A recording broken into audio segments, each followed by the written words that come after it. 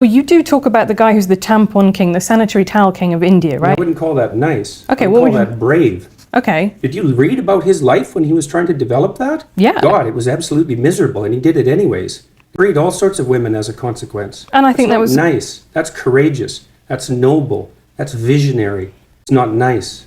I think it is also nice. I think it is also something that is honouring your social obligations. I'm not so sure that that's a social obligation, because many other people would have done it had it been a social obligation.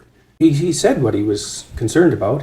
He saw that his wife was suffering with her monthly period and had to choose between feeding her family and taking care of herself properly, and chose to feed her family and thought he would do something about that. That goes way past nice, especially given what he had to suffer through to do all the experimentation that produced his eventual technology. This whole patriarchy thing, I think you have no idea how pernicious and dangerous it is. I'm writing a book about feminism in the moment. Until 1919, there were professions that women were barred from. They simply were not allowed to do it. Until 1880s. Why would you blame men for that? Because who was in those professions? Who was guarding entry to those professions? Who was worried about losing their status if women became doctors? What was that emancipated women in the 20th century, just out of curiosity? Well, a couple of different things. I think it was technology. I think it was the pill helped enormously because so it gave when was that developed? Well, in the 60s. Right, so that wasn't 1919. No, but I also think it was a series of legal changes that started in Britain with the Married Women's Property Act, which said for the first time women are full legal beings under the law. They can own property.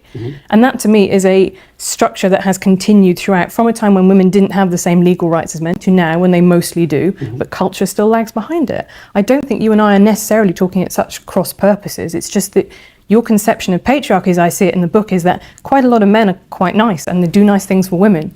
And no, that's not my conception of patriarchy. And I don't require men or advise them to be nice.